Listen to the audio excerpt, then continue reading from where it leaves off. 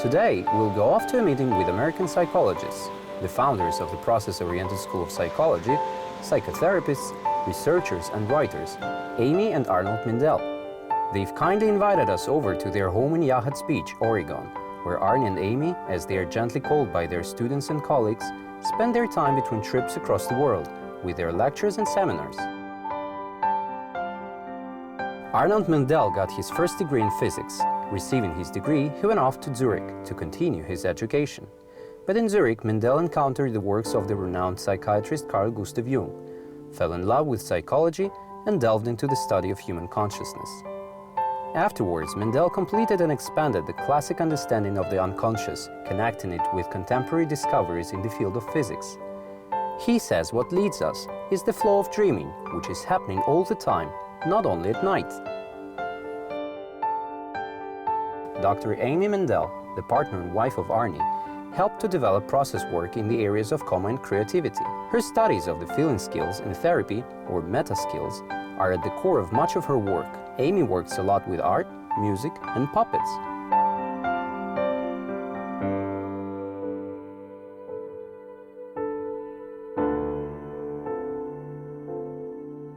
Do you mind if we start with you first, not with the with you guys? No.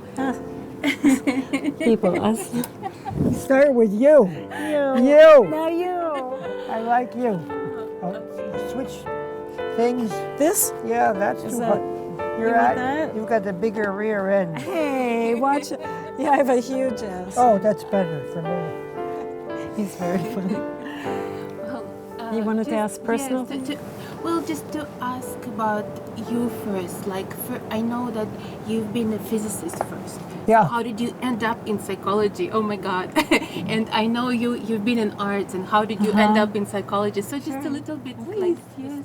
It started when I was 10 years old. When I was 10 years old, my brother told me I already had a dream book, that I was keeping my dreams at 10. I didn't know that. It's amazing. I had already read Sigmund Freud. At 10? At 10. He read. It interested me. Why did it interest you? Dreams, but they weren't enough. I also wondered, why does the rain fall down? Why? And my father said, let's go to the library to find out. And so my interest in physics began, and my interest in psychology began, but I didn't like physics being here and psychology being there. That's Why? unnatural. No, isn't it natural that things that you can measure is for physics and things that are personal is for psychology? No. The rain falls down, and I love the rain. And I love my dreams. Why separate these two worlds?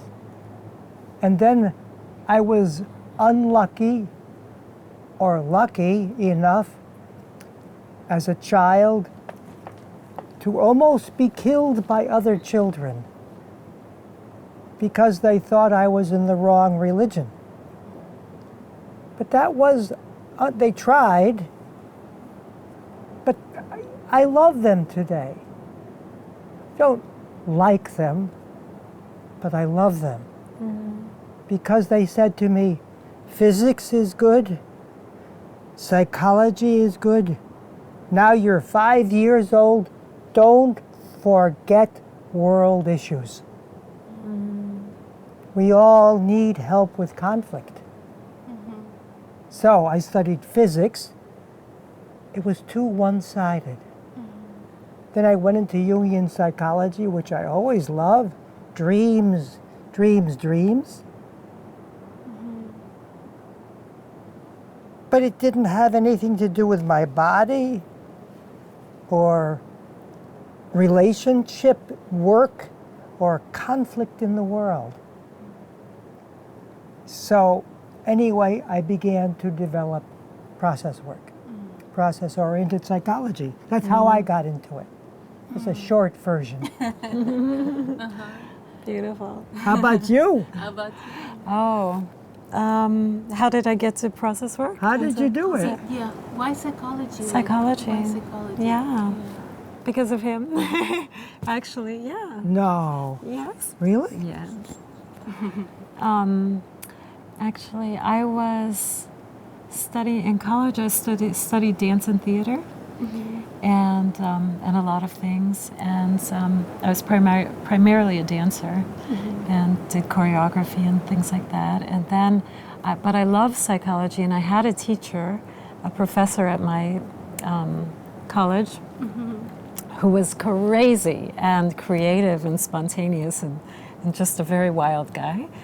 And it's a long story, but in some of his classes he would sit and he would read a manuscript that was very beautiful and very touching. It was called The Death Walk.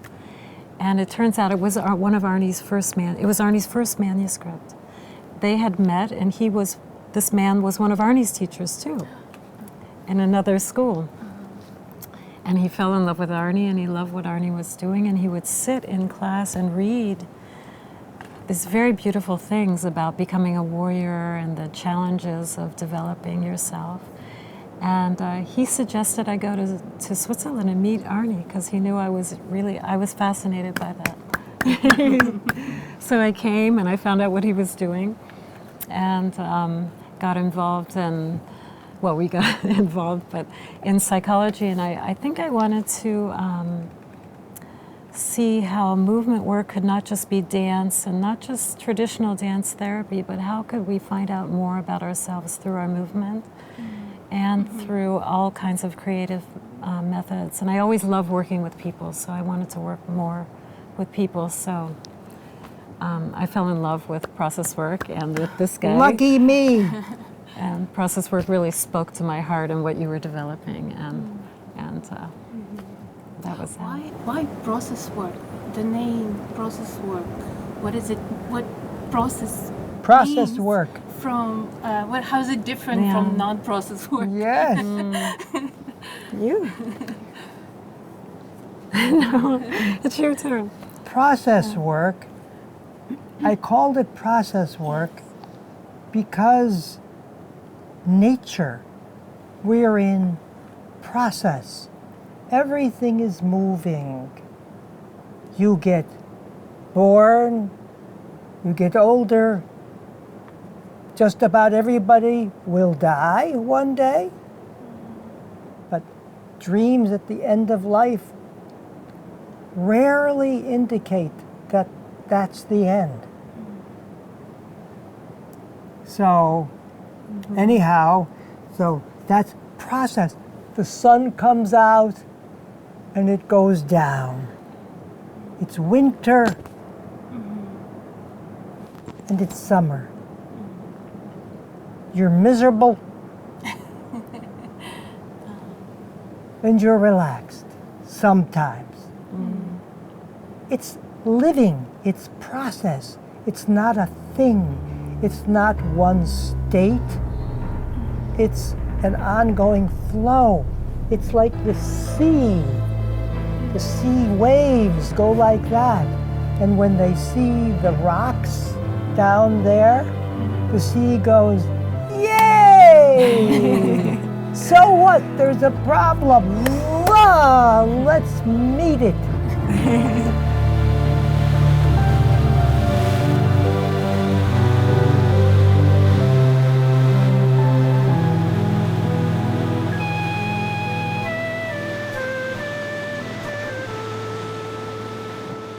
And flow. Nature is process-oriented. That's how I began to study process work. What is the result of this work? Can I add to that? Yeah. So you can think of, I think of, we work a lot with body symptoms and the dream Arnie's concept of the dream body or the dreaming body. So if somebody has, let's say, a stabbing pain somewhere in their body, Yeah. then, and they come and they say, well, what can I do? You can help them think about medical things and ask them about their medical thing, or refer them to a doctor or whatever. And but if that's not enough and they want to say, but might that be about? Or if they want to know more, then using dream body work, which would have to do with finding out what is the stabbing pain like, can they express it, or one way of working on it, can they express it? And finding out what message might be in that, what's the process within that experience, like maybe they need to be more pointed or something like that. Then they get all sorts of information that's very meaningful for their life. It improves their quality of life too, in addition to also trying to find out medically, what can I do and how can I get rid of the symptom? What is it trying to say and how can that enrich my life as well? And that's usually very satisfying to people. If they're not interested in that, then that's not their process, but if they are, then that can be very helpful. Here in body work, I'm going to stop just for a second because I had some little tiny pin feelings in my arm for about an hour last couple of weeks ago. What's that? What is that? Little tick, tick, tick, tick. Did you ever have that? Not in my arm, but yes. Somewhere else? Tick, tick, tick. And then I began to think, maybe that's a dream. Maybe I should get into that. What is that all about? Tick, tick, tick, tick, tick. And then I became the pain maker. Tick, tick, tick, tick, tick. And then I realized, aha, I want to make a point. Yay! I think I can do this. Okay. I want to make a point, and so I learned I have to make some points. It had to do with a conflict resolution thing I was involved in. I needed to speak more like that, and I did. And they went away. Dream body. So I'm trying to Sure. still grasp the idea. Should I give an example? Yes, please. Yes. Yeah, it's great. Great. Amy and I were in London, Oh, yeah. and we were walking down the lock there where the water goes through the city, and we were shocked. Just before getting on the air, it was about 2 hours before we should get on the plane, and there was a younger man hurting an old man, pushing him into the corner, saying, "Give me your money. Give me your money now." Right? Yeah. And the old man is in shock. Terrified. And we didn't have time to really fight, so You were he together. Yeah, Together. they were together. So I remembered the essence level and how your body does things. It just does things, relax, and it does spontaneous things. And then I started to sing, and then Amy sang. We sang a song. Gimme, gimme, Give me me that that money. money. Hey, money, yeah. money, Hey, yeah, we just money. made up We something started spontaneous. singing. You're crazy. We're totally crazy. Yeah. That's crazy. Give me that Money, money. we love Give money. me- We want money. money. Yeah, and we Give started money, money, dancing a little money. bit. We just felt we had to. And to our shock, the young man who was stealing money started to sing with us. No? He turned away from the other man that he was threatening, and he started singing, and we were dancing, and he was sort of dancing and singing, and he got so happy to join us and to have that in the atmosphere. And then the old man gave him some money. he took his wallet Just out, and gave he it gave to him him. some money. He wasn't even, the young man wasn't even, he was looking at us singing. Uh-huh. So that's one of these, you can't figure that out. Yes. Yeah. There are moments, that's not the only way to do things. Like, how do you mean That's right. daydreaming? How do you mean dreaming? You should say it's your idea. Dreaming during the daytime for us means, in a relatively normal state, catching little tiny things that flirt with your attention. or I look out at the ocean. Today, what flirts with me is a spot that whales often jump. So I can feel that. That's a flirt. That's dream in everyday life. A flirt like that is the spot where whales jump. So I feel very interested and excited. I wasn't quite aware of that. So that's dreaming in reality.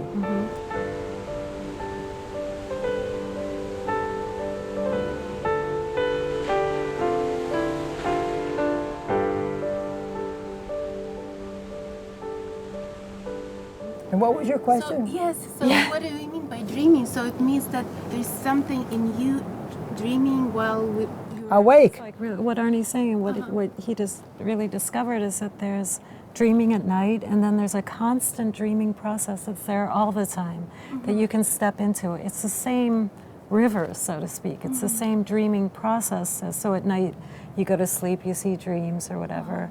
In the day, like Arnie said, things flirt with you, or you notice weird things you're doing with your body. We call them double signals that you're not intending to do. All those extra things that you're doing you're not quite aware of, the little flirts that catch your attention, if you follow them, there's this whole dreaming process or river that's trying to express itself. And if you follow it, like Arnie just showed, you can also then look back at your dreams at night. This is what he discovered. You'll see the same information. So the same information or dreaming experiences are there at night, it's there in the day, in the things that you're not quite aware of, but that are happening. And you could step into that any time. And it's a very creative process. You learn all about yourself, and you connect to your nighttime dreams too. Yeah. What does it have to do with our normal tasks and missions and goals? We often show this example that Arnie and I are about to do a negotiation. We're two very different parties. It could be nations, it could be business people doing a negotiation, money, company. It could be friends, it could be anything. And we're Can we stand up? Can we? What is that? Is that okay? So let's say we've gone through a lot of talking and we finally come to an agreement. Okay, and we're going to now agree to something. We're business We're going to shake people. hands. Okay. Great. Okay. Very good. Yes. This is is a good. double signal. My head is over here. My primary signal is right here. This is what he says he wants to do. Yes, we're going to agree. And the double signal I have is here. So Is it dreaming? So it's you're dream. dreaming I'm not Yes. aware that I'm doing this. This is the dreaming aspect because this is the real aspect. That's like the dreaming aspect.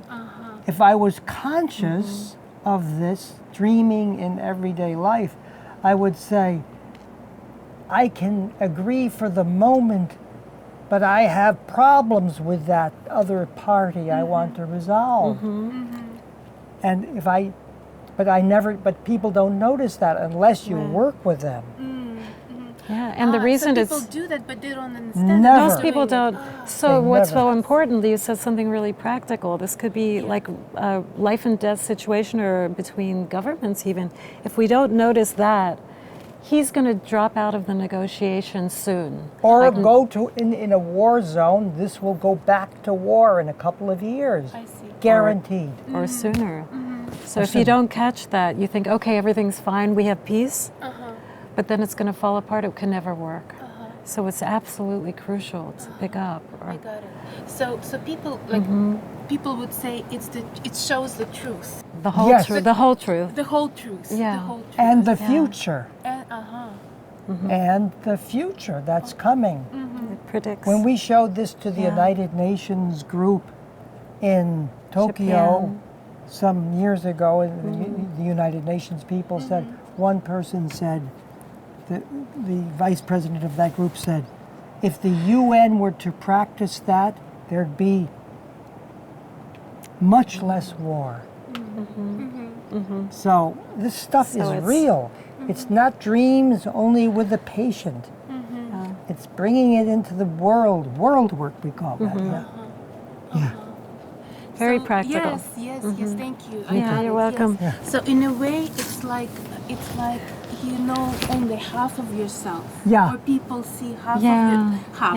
Yeah. Yeah. Half of yourself. Half. And there's another part that is Creative, the body's dreaming. It's that's Yeah. what Jung called the unconscious. Yes. I call it the essence level, that's the pre-dream, and then the dreams themselves, and the rest. In a way, it's taking psychology out of the office and making it a world issue that everyone needs to practice. I want to ask you, how can it be practical in, for example, creativity? The people who are creative, they say, well, sometimes muse come and sometimes muse doesn't come. So I was hoping maybe there's a way you can, work with creativity. There's a million ways. and Yes. ask muse to come. To come, please, muse. The beautiful thing to me about process work, and it's helped me so much with my creativity, is that there is this dreaming process, as we've been talking about, that's there at any time. And Can you help me to make a connection Yes. between dreaming happening and creativity? yes, yeah. For me, I just went blank for a second. Interesting. Oh, good. That's good.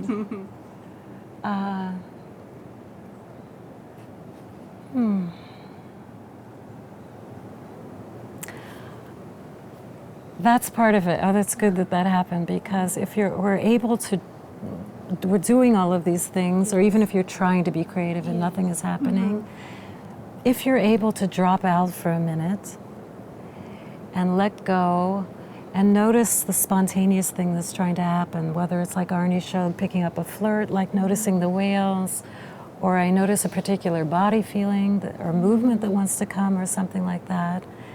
That's the beginning of an incredible a source of creativity.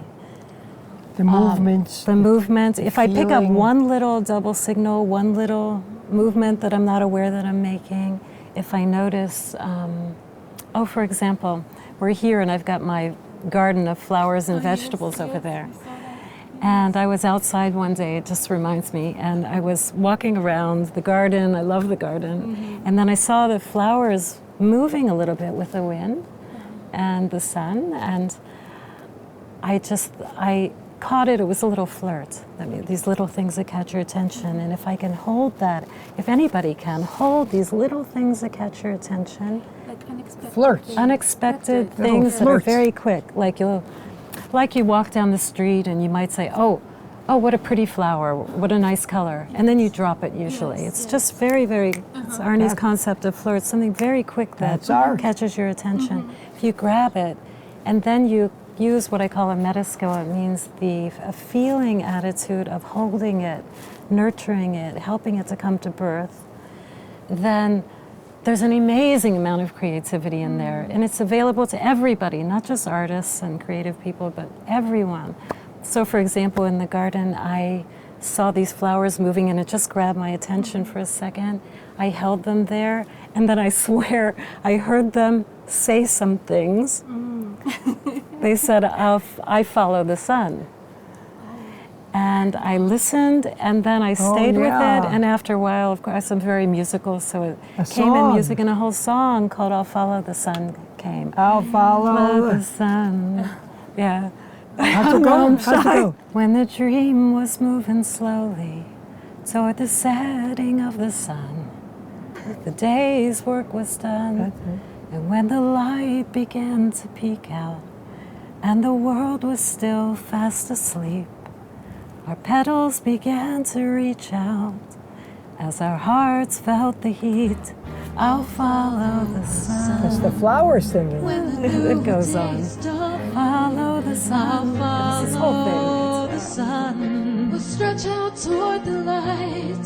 I'll follow the sun when the new day is calling. I'll follow the sun. Oh, I'll follow the sun. Follow the sun. I'll follow the sun. Follow the sun. Communication is this.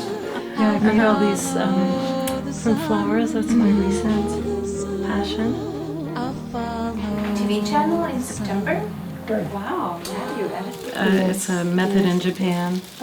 But she's got a big mouth. And she's just made of paper plates and paper and a little fabric, and it's just so easy to do. Hello. Hello. Hi. Hi.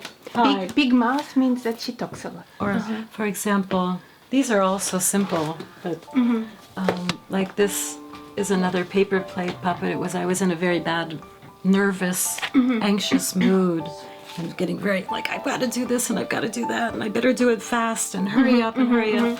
And so if you're ever in a mood or something, and if you can create something really simple to represent it and then bring that out more, it will help you to find out what's in there, what's trying to express itself in a very simple way.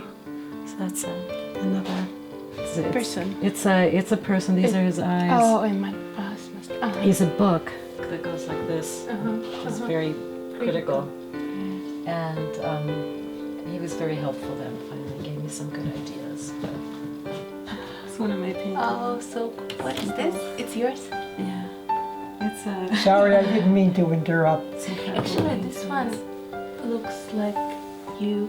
Oh. It's just very elegant. This actually was very interesting as a method, a very simple method that I learned about just painting a little, and then you take a straw and you blow on the paint.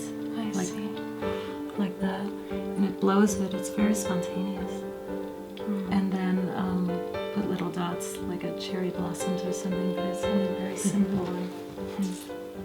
But even the littlest tiny things for anybody, even if you're not into music or whatever, can be the beginnings of an incredible creative source. Why little things? Why do you say little tiny things? Why not big things, for example? Little tiny things you wouldn't normally notice are very close to the dreaming. Big things that interest you and that you're already focusing on are fine too. But they're closer to your conscious mind. This brings up her flowers and this song, I'll Follow the Sun. That wasn't expected. Oh, totally unexpected and very fast and very magical. It takes you really outside of your, like Arnie's saying, outside of your normal identity, your normal world, and brings out something brand new that seems like it's coming from, I don't know, wherever you believe it comes from. So, as we say, like creativity is kind of out of the box. Out of the box. Yes. Out of your consensus reality, your normal mind's box. We're in a box. We're in a box, and we're given so many out-of-the-box things all the time. Yeah. But we usually ignore them. In a box, it's very repetitive also. Yes. Box Usually, is boring. yes. I am this person, I know that, I think this way. I do this. It's very I repetitive. should look like this. I have been looking like that. I can't age. I can't have dirty clothes. I have to be in the box. Exactly. Or I thought, I'm a little bit shy to say, but I was thinking about this interview, and then for some reason I kept knocking my fingers on things and they were bleeding, and I thought, oh no, that's a terrible thing. I shouldn't have that or something. And then I went into it and I thought, what is that trying to tell me? And I realized it was telling me I was sort of knocking into things, and then I did it more consciously, and I realized, oh, I need to be free, or I have to get out of my box that says I have to act a certain way and be presentable to the public. Yay! I noticed that you are very, how to say, like you play. We like to play. We You like to play. We like to We love to play. Yes. Yeah. So the idea is that for me and for us, he loves to play, and I love to play with you.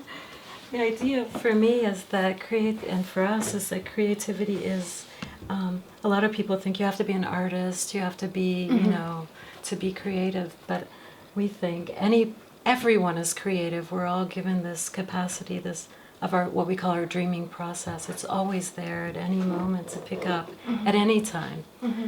Amy was expert at that. I don't know. I think you are. You're the one who made me do things like that. Yeah, Arnie made these paintings, and the one over there, and the one up there. Because of her, basically. Well, no. Yes, yes. Of course. No, not really. It sucks. Sucks. So So all you have to do, it's the most simple thing. So it's flirts and creativity are there really for everybody at any moment. And one of the simplest things to do to find out something about yourself or to create a puppet or something like that is to take a simple sock and then you can put it on your hand like that. I have one here that's already Watch this. She made me do this. like that. What? Hello. Hi. Hello. Oh. Hello. So you said it's the way to find out more about yourself. Yourself. Okay, You can in a it's really on. simple way, and then you can take it further creatively. Now what do I if you do? want, artistically, if you want. Now what? Okay, just put it on your hand. It's there. Like that. Now what? Okay, and now all you have to do Yeah. is kind of be with it. Look at it, It's a sock. and just start to move it around. Start Oh. moving it around. And maybe eventually something will flirt with you. That means something little will catch your attention quickly, like a little fold Ma. or something. Ma. Ah, same to you. Ah, Woof. woof. Woof. Oh. And as you're doing it, maybe you get a sense of some personality or some being that's trying to suddenly come out that you didn't even expect was there. It's somebody in me who woofs. Oh. And what's his, her, its name? Its name is Woof, Woof. and it wants to give you a kiss. Mwah. Oh, how sweet. That was unexpected. That was a woof. Why do you want to give me a kiss? Because I like you. Oh, I like you too. Your father too. That's sweet. What do you do for a living? What do you... I am just natural. I don't work for a living. Oh, really? I hunt You and hunt? eat, Oh. look at people. What else is there to do Oh. but be a natural person? Well, there are some of us who feel like sort of not natural. People are Maybe- mixed up. Yeah, how are they mixed up? They're trying to act like something they're not. Hooray! Well, wait, I have a question. I like you. I like you. That's good. She wants to talk to you. Well, because I work for a living and I have to, I have a plan. I need to work. I need to do what I need to do. Otherwise, what am I, homeless? Yes. Hey. Yes. Hey, really? Help. You're never homeless. You're always at home in the universe. And you need to eat so you Yes. can work. Yeah. But if you work, stay at home in the universe when you work. You'll feel better. Oh. Ah, I got it. Woof. And then you say you work with businessmen, with governmental people. So do you adjust to them? Yes, I act normal, like they do. When I work with somebody who's very shy, I follow their process. Process-oriented. I don't bring myself first. They are the point. I see. Everybody is the point. Someone comes to very depressed, I go and be depressed with them to begin with. Then I might say, let's go deeper. And there you find dreaming, and very often depressions get better. Things like that. I follow the person shows the way. The situation shows the way. What people are saying but don't identify with shows the way. I'll give you another example. Please. About Hillary Clinton, who just ran for president here in the United States. She was once working with, talking to an activist who represented Black Lives Matter. That's in the United States a very important group that stands up for the agonies and troubles and beautiful aspects also of African Americans. So she's talking to him and he's talking to her, and he says to her like this, Miss Clinton, you have to remember the agony. You have to remember the history of African Americans. It's terrible. And Mrs. Clinton says, this is on TV, so I can talk about it. So Mrs. Clinton says, yes, we'll make financial adjustments as much as possible for the African American community. That was very good, but something was missing. When he says, she said we'll try to make all legal, pass laws, and we really need to do practical things. change the government, very good. Yeah. But what was missing is when we talk about things which are not here, we call them ghost roles. Ghost roles means the agony of the African American community in the United States, makes me sad even to talk about it, is here. If someone mentions it, it needs to be felt into. If she had done that a bit more, she would have made much more effect. There would have been more communication between her and him. There is no such thing as history which is not somehow alive and present. That's why it's so important to work on social diversity issues and to recall history and to remember it. Remember, it's a ghost role that needs to come out a little bit. So how could she be done it better? She could have said, I'm a white woman, as a white person, how can I feel some of that? But I do, at least a little bit. Oh, I'm so sorry. To have communicated just a bit better with him. She was very good, but she could have been much better. So someone says something about history, remember, it's alive as a dream-like thing now. We're not talking about history. If it comes up, it's still present in a way in the moment.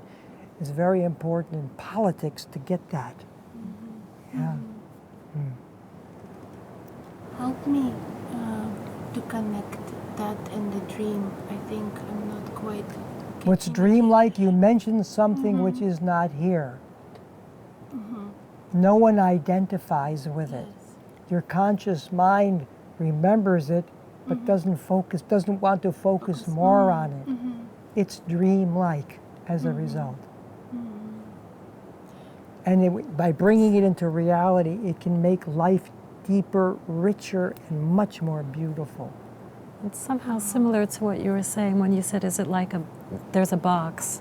So there's this man and Hillary Clinton, and we are these people, and this is what we're talking about, but then there's something else that's outside of that particular system, that box. History. And those are the dreamlike, we call them dreamlike phenomenon, that are trying to come in. It's as if they're knocking on the box saying, won't you notice me and bring me in? I'm here too.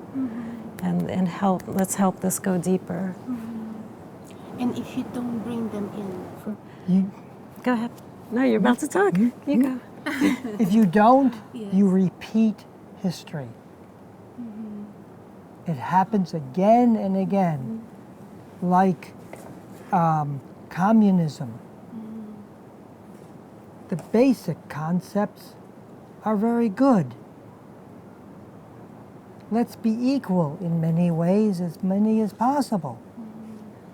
But if it doesn't remember the kings and the bosses and the big people, dictators that it's fought against,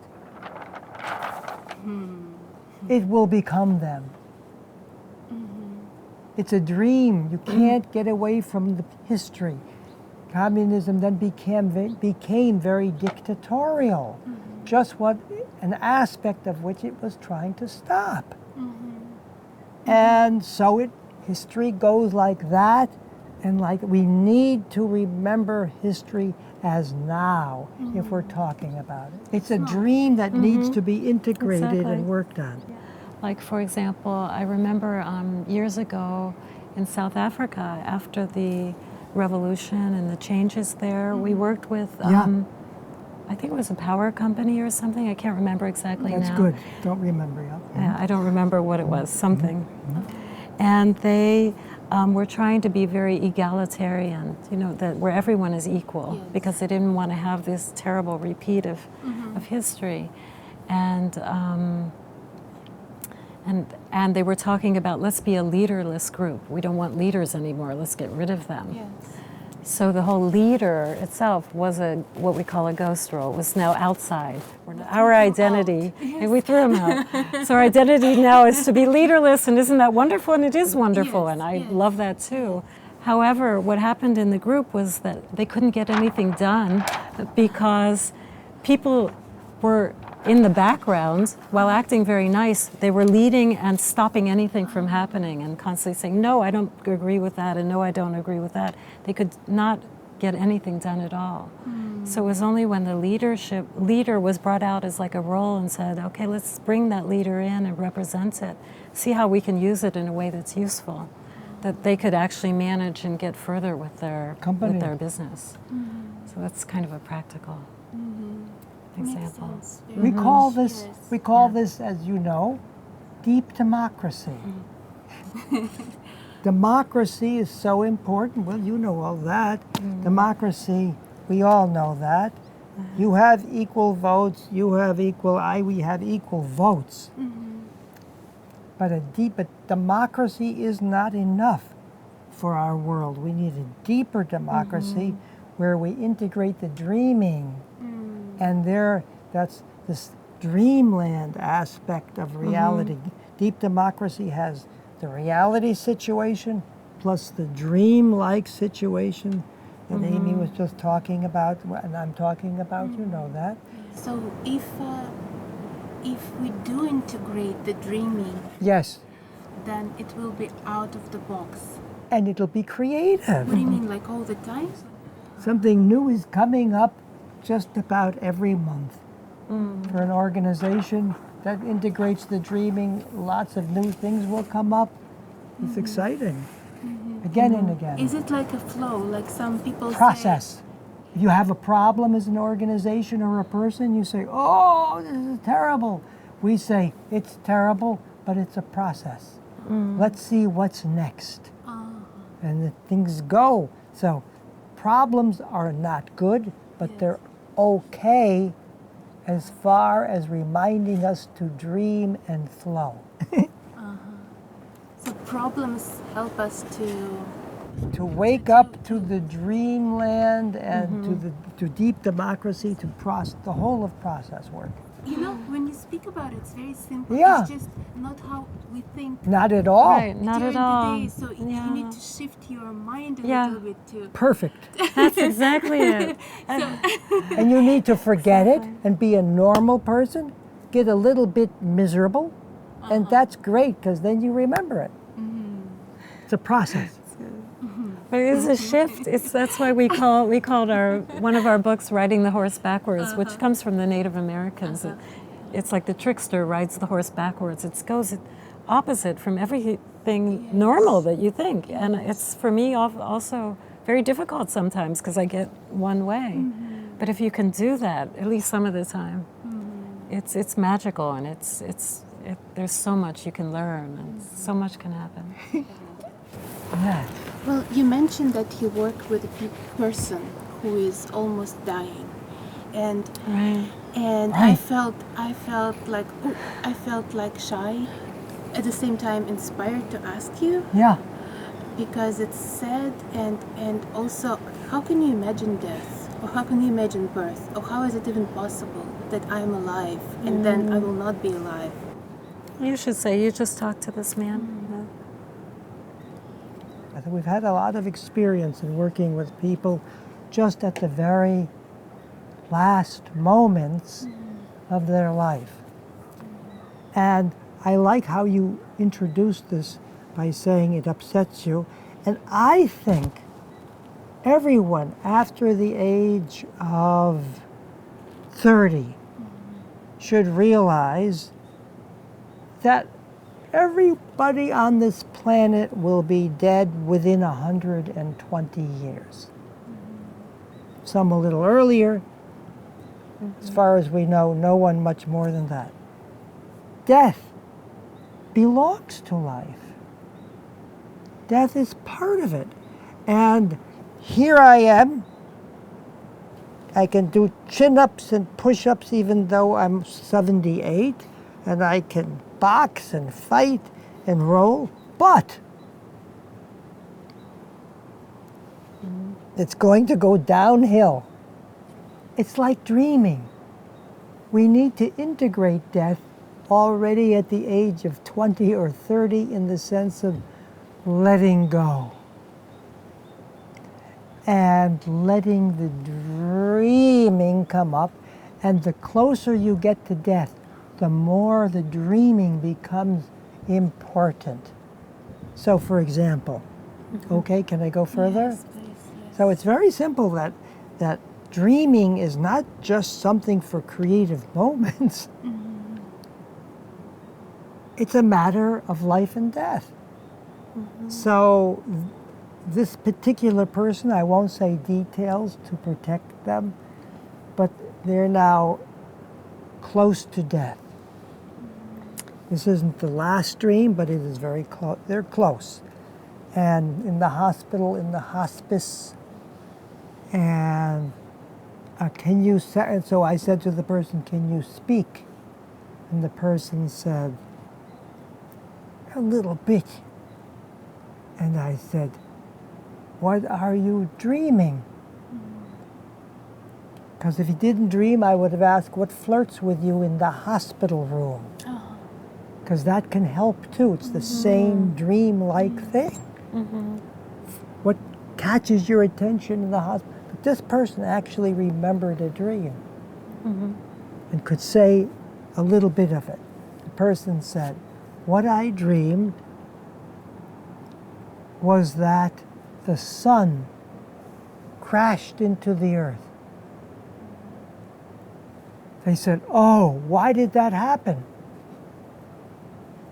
I said, well, in time the earth will probably crash into the sun. But why would the sun now crash into the earth? I don't know. The person was crying, feeling very badly. And I said, I think the sun is probably your illumination. You've always been a sunny person, an illuminated person, and the process you are in will illuminate you. It will make you, it'll be your wisdom, your consciousness. What? Yes.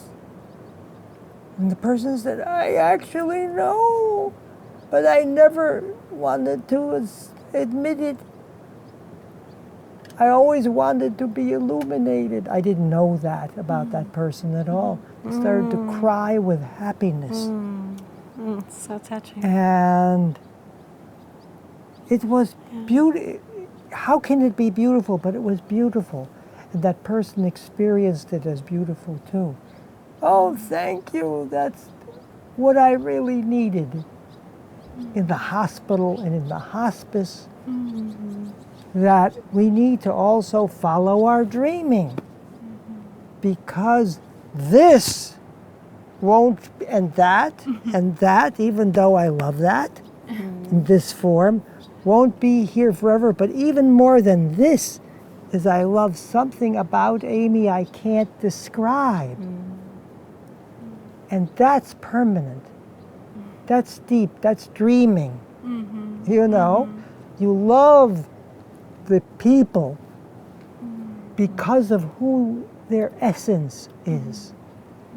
And that's a good relationship. Anyway, so it works. I'm just thinking of our coma work, which is part of it. When you Working said with this people man in a was coma. able to speak. He could just speak there a little bit, yeah. We also have worked a lot with people in coma who are not speaking anymore, or not in the moment, or not speaking, and trying to reach them through all those little tiny signals, you know, little flickerings of the eyelids, little motions of the hands, the breathing, little motions of the mouth or whatever. And by following them, seeing those, most people think, well, that person's finished, basically. They're, you know, and let them go and be nice, gentle with them and let them go. Little signs and little motions. But those are little flickering things, like from the dreaming, as we've been saying. And when we followed them, they've unfolded into amazing things sometimes. I mean, we've had incredible experiences where one man actually came out of his coma and sat up, which was pretty wild, because they had declared that he was finished. You're basically. dead. We Leave should him just alone. sort of pray at his bedside and not do anything. And he sat up. He awoke, he sang, he drank beer. It turns out he wanted to have a party, all kinds of things. And others have done all kinds of other things with fighting, and there's so much process in there and so much dreaming. And I think it's been about the most moving things that I've taken part in our work. It's just that what's possible with the human being and what we have in us and what's moving us is just, it's just incredible. So I feel very lucky to do that work. When you work with the dying people, the point is not to make them not die. The point is to Follow their process. Process. Yeah, exactly. It's all about process. The concepts of life and death are conventional and important and extremely important. Plan what's going to happen if you're getting old and all that kind of stuff. But I'm not so sure that people actually die when they die. What I mean, what I mean by that is what my first client who was dying said to me. As he was dying, he said to me, I had a dream. I was at the funeral. And no one saw me dancing around the coffin. The first client was basically saying to me, the spirit of the person is not what's going in the grave. That's a body, and that's important. But we need to open up the possibility. I don't say life goes on, but maybe for some it goes on a little ways, bit, because afterwards everyone who knew that person dreams that they jump. I dreamed, for example, after Jung died, that he jumped into me. Is that just my personal psychology? Obviously, yes. But is it more? I leave that as an open question. And what does your physicist say about that? The same thing. The physicist says that we are not just particles. You look pretty solid. He's very solid. But we are also waves, like the sea. We are waves, and the wave doesn't die. Particles can disintegrate, but the waves hit the shore, they hit one another, and they go on. And also in physics, there's the concept of non-locality, that who you are may be interacting with us at a distance, even though you don't talk to us. Mystics have always known that, shamans have always known that. Quantum physics is just learning still about non-locality, and there's all sorts of debates, and there should be, about what this actually means. But as far as therapy and psychology is concerned, you need to plan you're going to be dead within 120 years, and maybe not.